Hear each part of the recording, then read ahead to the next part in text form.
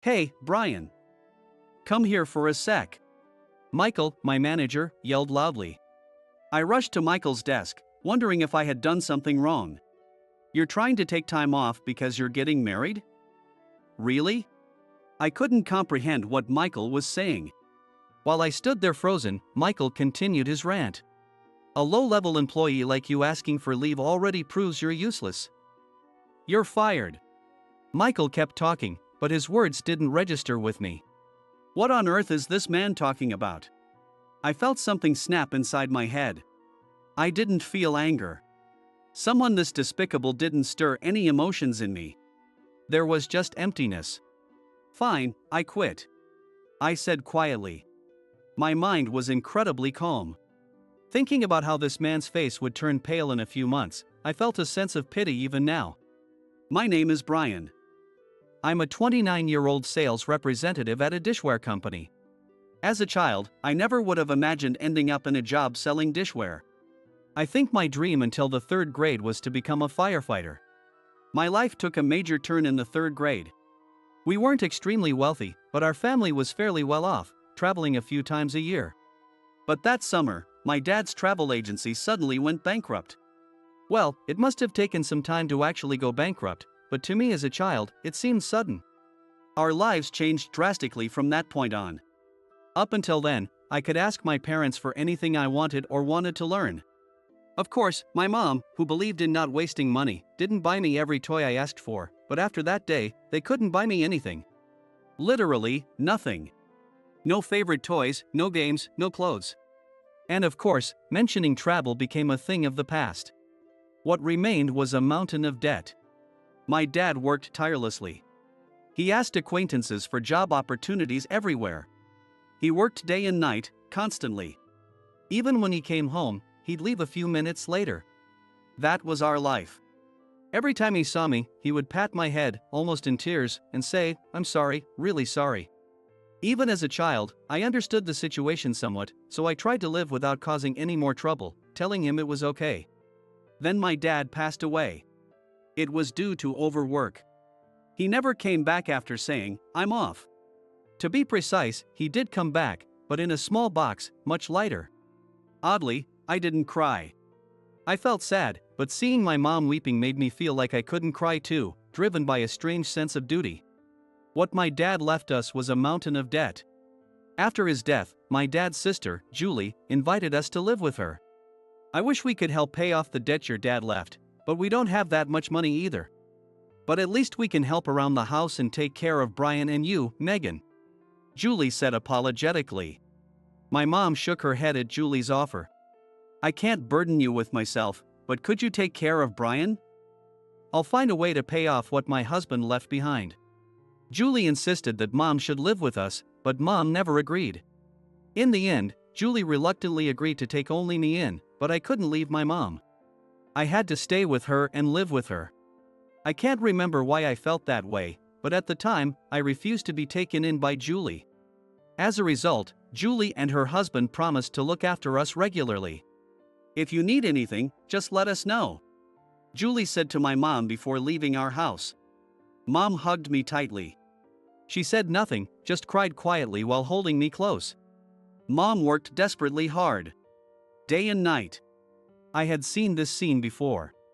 Yes, it was just like my dad. I feared Mom would follow the same path as Dad, so every night I clung to her and cried. Because of what happened to Dad, Mom took breaks and rested whenever she started feeling bad. She knew that if she made the same mistake as Dad, I would be left alone and the debt would fall on me. So she worked tirelessly, but without pushing herself too hard. Mom had a precious treasure. It was a set of dishes given to her by a friend from her school days. They were elegant dishes with a delicate green floral design. Ever since receiving those dishes, even as a student, Mom had become a dishware enthusiast. When Dad's business was thriving, she always bought dishware she liked during our trips. Dad would laugh and say, "I don't get what's so great about these." Most of Mom's collection had disappeared from our house now. All that remained was the floral dishware from her student days. Dad often told Mom, "I don't understand the value of these dishes." Probably only you do, Megan. No matter how poor we get, don't sell these. There's no need to trade your memories for money with someone who doesn't appreciate them. After Dad's death, unable to cover the debts with her job alone, Mom ended up selling her entire dishware collection. I will never forget the look on her face at that moment. The pained, transparent look in her eyes is still vividly in my memory. After selling all her dishware, the only plates left at home were from the dollar store. It's not that dollar store items are of poor quality. They were functional but lacked the joy of being admired like the previous dishes. I realized then that meals are not just about taste but also a visual experience. Due to our poverty, we never had lavish meals or meats, but we couldn't even enjoy the colorful dishware anymore. Our plain table was always set with the same discounted deli dishes on dollar store plates. It wasn't the meals I hated, but seeing my mom's expression during them. I never knew what to say to her as she ate with a troubled look on her face. I decided to work at a dishware company so that one day, we could sit around a table where Mom could happily admire her dishes again. In front of me was a teacup. In New York, teacup culture is relatively new. In Europe, teacup designs range from elaborate to subtle but always elegant, with a variety that is all beautiful. Influenced by my childhood dining table, I experienced firsthand how beautiful dishware and objects enrich life. After high school, I worked for a famous local luxury dishware company. I probably should have gone to college, but I needed to earn money as soon as possible to pay off the debt. That's why I applied to Bennett Dishware, known for selling luxury dishware. The competition was fierce. Honestly, I was anxious about being hired. All the other applicants were college graduates, while I only had a high school diploma. It was hard not to feel insecure. Before I knew it, the interview was nearing its end, and it was time for questions from the president, Ms. Bennett. Ms. Bennett asked, "What kind of pattern do you like on dishware?" I remembered reading on the company website that she liked gold decorations. Knowing this, almost all the other candidates answered, "I like dishes with gold embellishments." I wondered if I should tailor my answer to her preference, but I decided to be honest and said, "I like floral designs." Ms. Bennett smiled and said, "I do too. Floral dishware is lovely," and ended the interview. Later, I received a notification at home saying I was hired. With my first paycheck from Bennett Dishware, I bought my mom a set from her former collection. She was thrilled. Seeing her genuinely smile for the first time in a long while brought tears to my eyes. Looking at the dishes I had given her again, I realized the exquisite design, with delicate green foliage and subtle red and blue flowers, was truly outstanding. In my work, I designed many pieces using these floral motifs, which stood out for their delicate beauty. My colleagues often suggested I try different designs, but I always gravitated back to the floral patterns. One day, my boss, Jason, said, "Your floral designs are quite popular, especially with the ladies. But sticking to the same design shows a lack of maturity as a designer."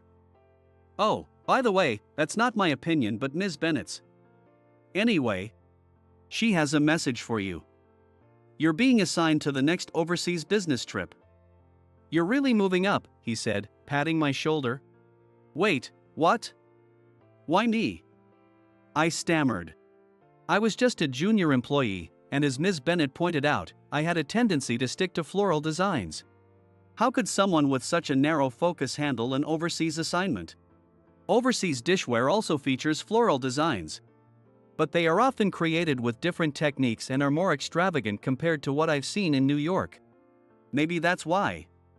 To broaden your horizons and expand your knowledge? Ms. Bennett wasn't the type to phrase it that way, but it was certainly a great opportunity to broaden my knowledge. I quickly packed my bags and headed to Europe. Now, I'm looking at a teacup. I had the chance to see many dishware pieces and meet artisans. I showed them my designs and discussed how they might be made using their techniques, spending a rich and productive time. The highlight was visiting a workshop with an interpreter. An older, bald artisan with a magnificent beard came out and yelled, "Go away!" I have no words for someone who knows nothing about dishware. When I showed my dishware designs through the interpreter, the artisan grunted, "What type of plants and flowers are these? What are they based on?" he asked rapidly. At that moment, I realized my inexperience. I couldn't answer his questions. Though I had designed many floral patterns, I had never based them on real plants. "So, you designed this from imagination?" It's a shame because using real plants as a model would make it even more beautiful. But this is good as it is. I'll give it a passing grade. The artisan said this while stroking his beard. Receiving a passing grade from a local artisan far from New York made my heart leap with joy. It was a moment that made me want to dance with happiness. I was thrilled that my passion for dishware was recognized here too. In the spring of a certain year, a man named Michael transferred from a regional branch and became my direct supervisor. Meeting Michael marked the second major upheaval in my life. From the first day, Michael was an unusual presence. He boasted about his prestigious college background and his volunteer work with NGOs, always showing off his illustrious life. If that was all, it would have been easy to ignore. On his first day after transferring, Michael went around asking each subordinate about their alma mater. "Brian, I hear you're quite liked by the old-timers like Jason. So, where did you go to college? T college or K college?" I couldn't understand why being liked equated to attending a prestigious college. Thinking it was just small talk, I replied, "Am I really well liked? I feel like they just give me all the odd jobs. And I only graduated high school," as I made coffee for Michael. I handed him the freshly brewed coffee, but he made no move to take it. "Michael?" I looked at his face. He stared at me with contempt, as if looking at something filthy. "High school graduate? I can't drink coffee made by someone uneducated." "I don't see what's so great about you," he said and walked away. From that day on, my life turned into a nightmare. Whenever there was a meeting, Michael would say in front of my colleagues, "This guy's just a high school graduate. He probably can't do anything. Right? It's tough being uneducated." He even started saying things like, "This guy's a high school graduate. I just hope he doesn't cause any trouble for the company since he can't do anything," in front of clients. At first, my colleagues would defend me, saying, "Brian is very diligent and competent," but Michael would dismiss them, saying, "Come on. Don't waste your life defending someone with no education. You're from a college, right? You're from a world that has nothing to do with high school graduates." Eventually, my colleagues stopped defending me publicly and began to just ignore Michael's comments. In private, they would tell me, "Don't worry about Michael," but their silence in public began to wear me down mentally. Seeing my designs, Michael would sneer, "What is this? A man who likes such delicate decorations? Ms. Bennett prefers gold decorations. What's so great about these weeds?" He even began to insult the designs that European artisans had praised. "You're the perfect example of those passive men," he would say, mocking my sensitivity every day. The harassment escalated. I would be left out of important meetings and not receive necessary documents. He would tell me, "I'll take care of the rest, you do something else," and when I entrusted the task to him, he would deliberately not complete it and then call me out in front of everyone, scolding me for the unfinished work. Once, I tried to explain. Michael told me to leave it to him, but he lashed out at me. "You dare blame your mistakes on your boss? What kind of behavior is that?" My spirit was being worn down by Michael. I couldn't come up with any designs, and my work stagnated. Michael would call me incompetent and useless. This cycle repeated daily. Since starting my job, I had been living alone, away from my family. I didn't want to worry my mom, so I kept silent, but my exhausted heart couldn't find solace in my lonely apartment. The first person to notice my decline was my girlfriend, Lily. We had been dating for almost 4 years, having started our relationship just before I joined the company. Lily was a bright, energetic woman with a beautiful smile. Though we didn't live together, she would visit my place several times a week. Seeing me unable to eat properly due to the stress from Michael, Lily would jokingly yet concernedly say, "Are you really okay? At this rate, you'll be thinner than me." Because of my childhood experiences with my mom, I was afraid of causing others to worry. So I mustered a smile and said, "I'm fine. I love my job and want to keep working at Bennett Dishware. But that smile of yours only makes me worry more because it looks so sad. When I don't cook for you, you're definitely eating pre-made meals, right?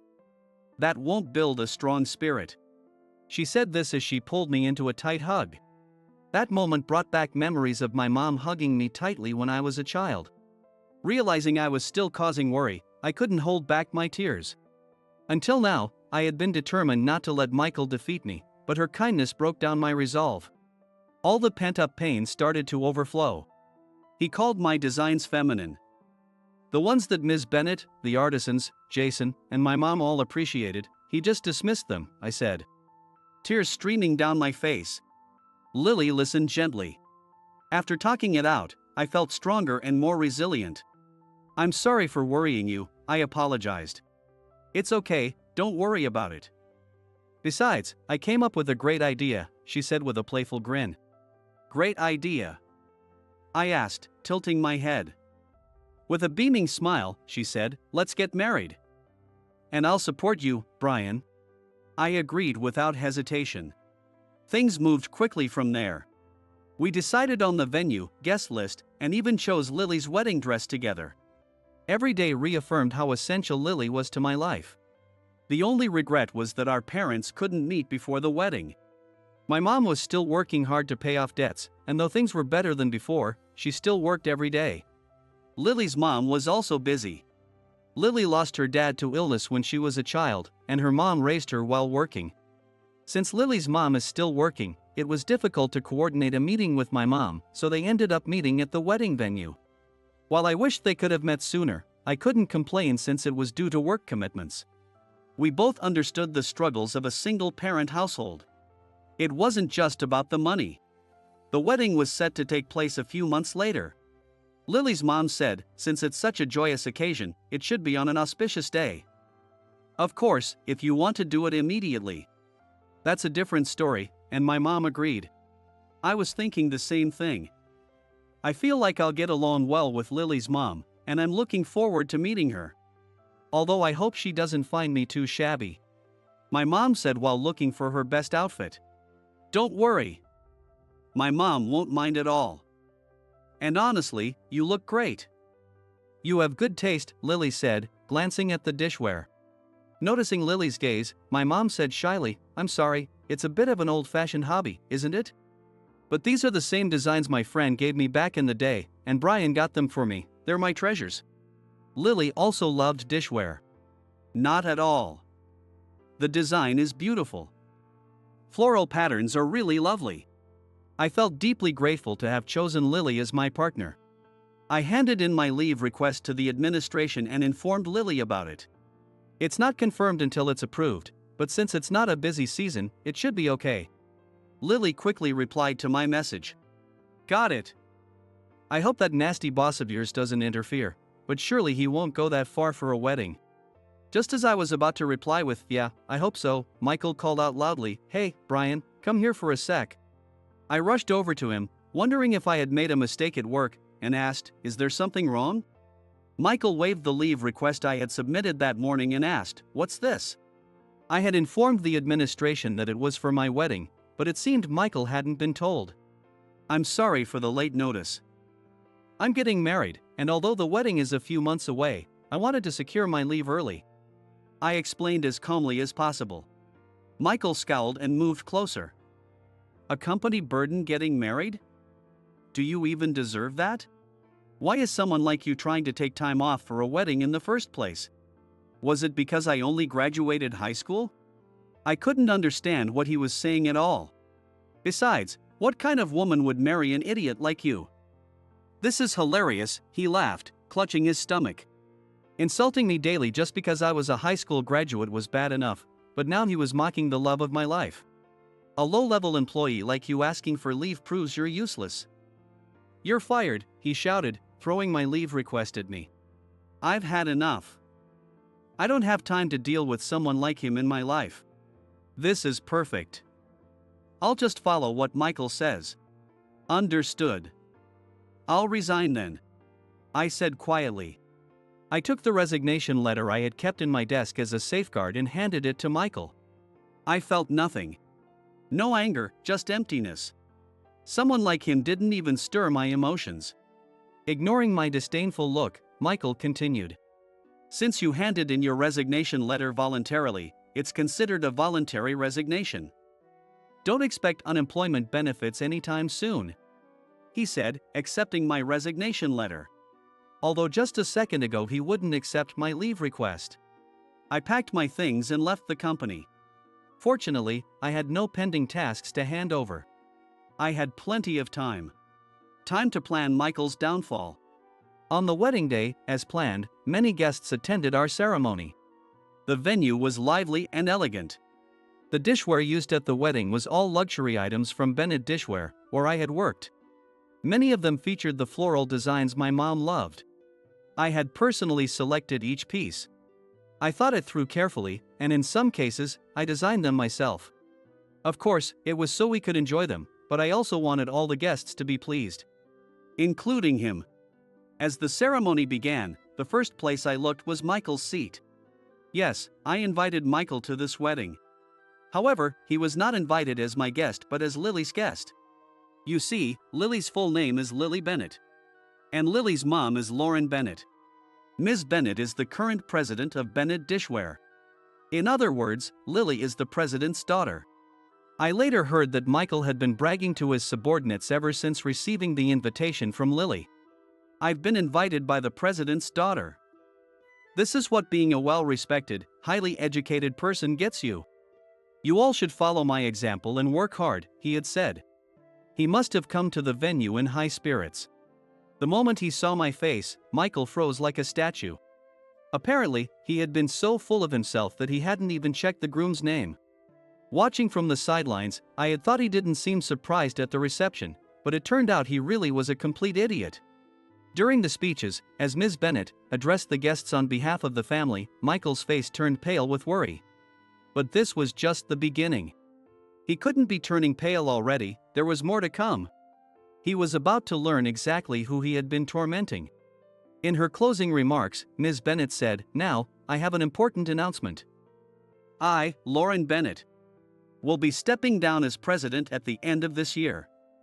I am recommending Brian as the next president," and introduced me. There was a collective gasp and then a round of applause from the guests. I stood up and gave a polite nod. When I looked around the venue, I saw Michael. He had turned from pale to completely white. He was almost the same color as the wall behind him. No wonder, the person he had been harassing was now his next boss. He was probably contemplating his future career path right then. My resignation letter had actually reached Ms. Bennett. Michael had said, well, he was a poor performer. I just gave him a little strict guidance, and he decided to quit. But since he wasn't doing much work, his departure won't cause any issues. Ms. Bennett had received the letter but put it on hold. I'll hold on to your resignation letter for now. If you truly want to leave the company, I won't stop you. But I genuinely believe you are suited to be the next president. So please consider it carefully, she had told me later. To be honest, the idea of becoming president felt overwhelming, so I took this opportunity to ask. Why me? Ms. Bennett answered quietly. Because you love the same floral designs that I do, she said with a smile. After the speeches, when it was time for mingling, Michael had already left. I felt I had gotten some measure of revenge, and then, finally, my mom arrived at the venue. She was late because her work had run over. Ms. Bennett had said, if it's work, there's nothing we can do. But let's start on time since the guests are waiting, so we had begun without her. My mom apologized to Lily. It's fine, it's fine. More importantly, have you met my mom? Let me introduce you, Lily said, pulling her towards Ms. Bennett. I followed them, and when my mom and Ms. Bennett saw each other, my mom exclaimed, Lauren? Is that you? And rushed over to her. No way. Megan? Really? Ms. Bennett also ran over, excited. They held hands, smiling and saying, it's been so long. I've heard about you. You became the president, that's amazing. My mom said that while crying. And you, it sounds like you've had a tough time. Brian told me about it, but I had no idea you were Megan, Ms. Bennett said, also tearing up. Later, I learned that they had been friends since their school days. It was Ms. Bennett who had given my mom the floral dishware. I'm sorry, I didn't want to sell them, but I had to survive, my mom apologized to Ms. Bennett. What are you talking about? It's fine. Hey, why don't you take some of the dishware here home with you? We have so much to catch up on. Brian picked these designs himself. You've got a great son. Ms. Bennet said, acting like a giddy child. I had never seen Ms. Bennet so playful before. Time seemed to flow exclusively for the two of them. By the way, I didn't know until recently that Lily was Ms. Bennet's daughter. Whenever the topic of meeting parents came up, she would always say, "My mom is really busy." It wasn't until we were deciding on the wedding venue and date that I was introduced to Ms. Bennet as her mom. Honestly, my eyes nearly popped out of my head. I was that surprised. I met Lily in high school when I often visited the dishware museum run by Bennet Dishware. I visited partly to study because I wanted to work at Bennet Dishware, but also because I genuinely liked the beautiful designs they produced. One day, I saw a girl crying in the museum. Feeling sorry for her, I couldn't help but approach her. She said she had been on a date at the museum and had a fight with her boyfriend, resulting in their breakup. I couldn't believe it. In this beautiful place surrounded by stunning dishware, they chose to fight and break up? How absurd. As I talked about the joy of appreciating dishware with someone who loves it, Lily started to laugh. "What's your name? People must tell you you're quite unusual, right?" From there, we bonded over our shared interest in dishware and started dating after a few months of friendship. So, I just thought she loved dishware. I never imagined she was the daughter of a dishware company president. Lily never mentioned her mom.